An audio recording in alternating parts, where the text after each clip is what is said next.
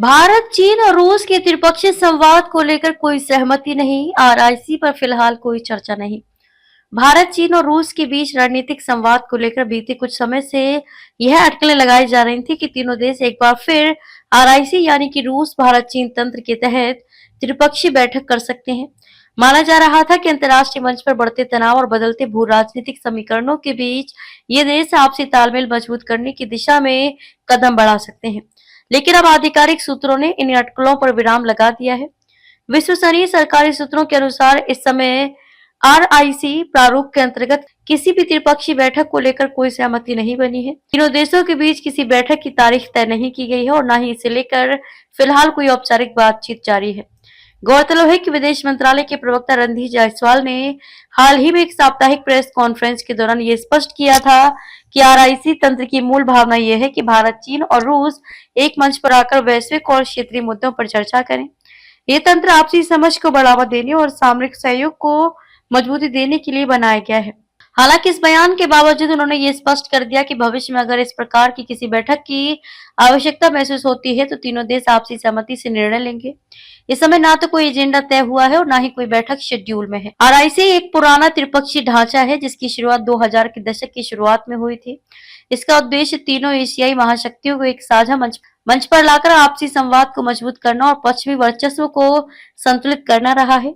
बीते कुछ वर्षों में सीमा विवाद और भू राजनीतिक तनावों के कारण आरआईसी वार्ता की गति धीमी पड़ गई थी। हाल ही में जब ये अनुमान लगाया गया कि आरआईसी को पुनर्जीवित किया जा सकता है तो इसकी एक बड़ी वजह अंतर्राष्ट्रीय घटनाक्रम थे।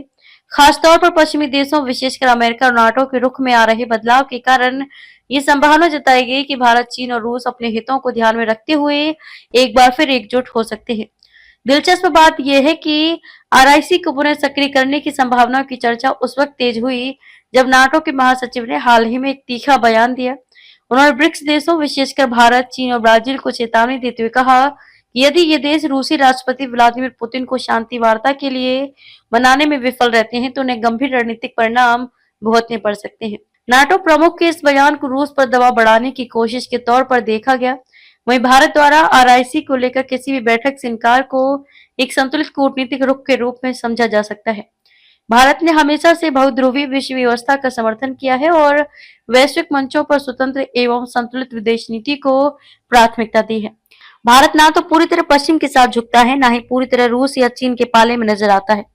आरआईसी जैसे मंच भारत को कूटनीतिक लचीलापन और वैकल्पिक रणनीतिक संवाद का अवसर देते हैं। लेकिन वर्तमान परिस्थितियों में जब भारत चीन संबंध, सीमा विवाद और विभिन्न भू राजनीतिक तनावों से जटिल बने हुए हैं, तब आरआईसी जैसे मंच पर सक्रियता फिलहाल प्राथमिकता नहीं दिखती। यही वजह है कि आधिकारिक स्तर पर यह दोहराया कि ना तो बैठक की योजना है और ना ही इस पर कोई आपसी सहमति बनी है। हालांकि भारत, रूस और चीन के बीच आरआईसी के माध्यम से संवाद की संभावनाएं भविष्य में बरकरार रह सकती हैं, लेकिन वर्तमान समय में इस दिशा में कोई ठोस कदम नहीं उठाया गया है। अंतर्राष्ट्रीय दबावों, क्षेत्रीय चुनौतियों और आंतरिक समीकरणों को ध्यान में रखते हुए भारत फिलहाल सतर्कता के साथ अपनी कूटनीतिक कदम बढ़ा रहा है।